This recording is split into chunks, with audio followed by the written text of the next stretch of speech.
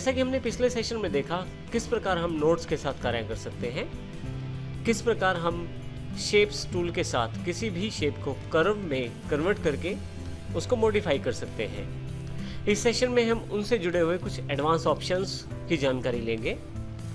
देखिए, हमारे पास यह वही इमेज है जो पिछले सेशन में हमने प्रयोग की थी। यदि हम यहाँ से शेप टूल सेलेक्ट करें और यहाँ से मार्की टूल क्रिएट करते हुए इन दो शेप्स, आपसी नज़दीकी शेप्स को सिलेक्ट कर लूँ अगर मैं, तो आप देखेंगे ये दोनों शेप्स जो हैं सिलेक्शन में आ गई हैं। और यहाँ पे मेरे पास जॉइन टू नोड्स के नाम से ऑप्शन है। मैं अगर इसे क्लिक कर देता हूँ तो दोनों तरफ के सिरे आपस में जुड़ जाएंगे, कुछ इस तरह से जैसे यहाँ पे जुड़ गए हैं। कंट्रोल Z करके फिर से एक बार इसको देखते हैं। अब की बार मैं मार्की टूल से इन दो सिरों को जोड़ता हूँ। मैं सिलेक्ट कर लेता हूँ। जॉइन टू नोड्स करते ही दोनों सिरे आपस में जुड़ जाएंगे। तो इस प्रकार हम दो नोड्स को आपस में जोड़ सकते हैं और एक ही लाइन उसमें कंप्लीट अवेलेबल हो जाएगी। मैं फिर से यहाँ कंट्रोल Z करके वापस आ जाता हूँ।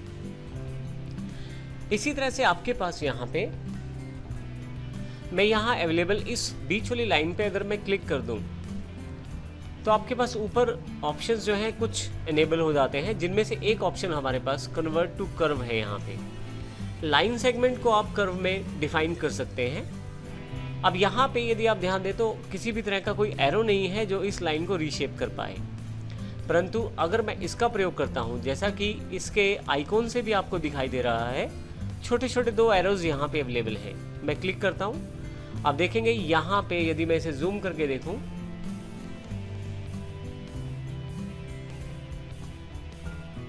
और यहाँ पे फिर से शेप टूल पे वापस आऊँ, क्लिक करता हूँ इसे मैं, ये हमारा शेप जो है ये कन्वर्ट हो चुका है कर्व में। इसका पहचान इसके साथ आने वाले दो एरोज हैं, जिससे मैं इसको आसानी से मॉडिफाई कर सकता हूँ इन शेप को। अब देखिए दो एरो हैं, एक इस तरफ है और एक इस तरफ अवेलेबल है। इसी तरह से मैं किसी भी पॉइंट को आसानी से मूव कर सकता हूँ इन दो एरोज के साथ, कुछ इस तरह से, ये देखें। तो इस तरह से मैं अपनी नोड्स का प्रयोग करते हुए आसानी से इन दो एरोज के साथ किसी भी साइड में, किसी भी एंगल पे, किसी भी पोजीशन से मैं इसको मूव कर सकता हूँ, क्योंकि इस वक्त ये कन्वर्ट टू कर्व हो चुका है। वापस सिंपल करने के लिए मैं यहाँ से कन्वर्ट टू लाइन क्लिक कर देता हूँ, तो आप देखेंगे यहाँ पे जो आपके पास एरोज थे हैं वो इस वक्त नहीं आ रहे। तो इसका अर्थ ये हुआ, अगर आपको किसी शेप को या किसी लाइन सेगमेंट को प्रॉपरली मॉडिफाई करना चाहते हैं एरोज के साथ, तो आप कन्वर्ट टू कर्व ऑप्शन का प्रयोग कर सकते हैं। जब आप कन्वर्ट टू कर्व कर लेते हैं, अर्थात इस ऑप्शन को सिलेक्ट कर लेते हैं, तो उसके साथ ही तीन ऑप्शन इससे जुड़े हुए भी अवेलेबल आपके पास है यहाँ पे, जिसमें आपके पास कस्प नोड है, जिसमें आप शार्प एंगल के साथ आसानी से नोड्स को शार्प एंगल पे टर्न कर सकते हैं और कस्प नोड क्रिएट कर सकते हैं। इसी तरह से आप बिल्कुल साथ में स्मूथ नोड है, जिसमें राउंडनेस यदि आप बनाना चाहते हैं तो स्मूथ नोड का प्रयोग करें। इसी के बिल्कुल नेक्स्ट ऑप्शन जो है सिमेट्रिकल नोड है, जो कर्व की शेप है आपकी वो आप दोनों तरफ अप्लाई कर सकते हैं नोड के। इन ऑप्शंस को आप सिलेक्शन करके अपने एक्सपेरिमेंट लेवल पे चेक करें। अभी मैं बात करता हूँ सबसे पहले कस्प नोड की। आप क्लिक करें तो आपके पास एंगल्स अवेलेबल हो जाएंगे। यहाँ मुझे इन एरोस को घुमाना है और उसके अकॉर्डिंग देखिए मैं अपने हिसाब से शार्प एंगल्स को डिफाइन कर सकता हूँ आसानी से इन नोड्स के द्वारा किसी भी एंगल पे। इसी तरह से हमारे पास जो नेक्स्ट ऑप्शन है स्मूथ नोड, उसको क्लिक करता हूँ अगर मैं, तो फिर से एंगल्स मेरे पास हैं और स्मूथ नोड में मैं आसानी से राउंडनेस प्रोवाइड कर सकता हूँ किसी भी लाइन में। इस तरह से मैं अपने अकॉर्डिंग इसको वर्कआउट कर सकता हूँ। कुछ यहाँ पे नीचे की तरफ भी आप देख सकते हैं।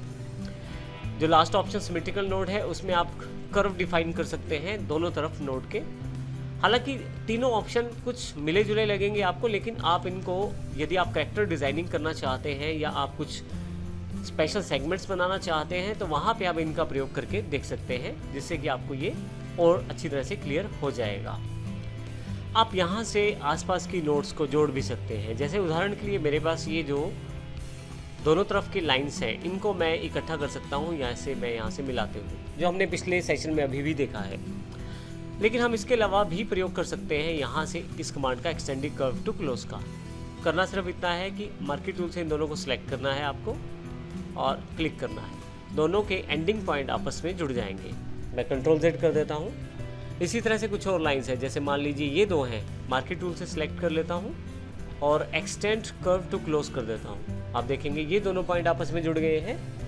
इस तरह से आप कहीं भी कोई भी दो नोड्स, मैं इनको सिलेक्ट करता हूँ, एक्सटेंड कर्व टू क्लोज में क्लिक करते ही आपस में जुड़ जाएंगे दोनों सिरे। मैं कंट्रोल Z कर देता हूँ। इसके अतिरिक्त आपके पास यहाँ पे ऑप्शन क्लोज कर्व का भी है। इसको क्लिक करते ही अपने आप सभी सिरे आपस में जुड़ जाएंगे और एक प्रॉपर शेप बनाने की कोशिश करेंगे, जिसमें सभी सिरे जुड़कर एक क्लोज बॉक्स बनाने की कोशिश करेंगे। हालांकि यदि आप इस पर दोबारा क्लिक करें तो आपके पास यहाँ पे छोटे छोटे एरोज दिखाई देंगे, जिससे माउस को क्लिक करके आप अभी भी इनको क्लोज से अनक्लोज कर सकते हैं, अर्थात वापस फिर से अनक्लोज पोजीशन में ला सकते हैं इन छोटे छोटे एरोज के साथ, कुछ इस तरह से। तो इस तरह से इन सभी ऑप्शंस का प्रयोग करते हुए हम आसानी से शेप टूल का प्रयोग करते हैं और अपनी बेसिक शेप्स को कर्व में डिफाइन करके उनको आसानी से मॉडिफाई करते हैं।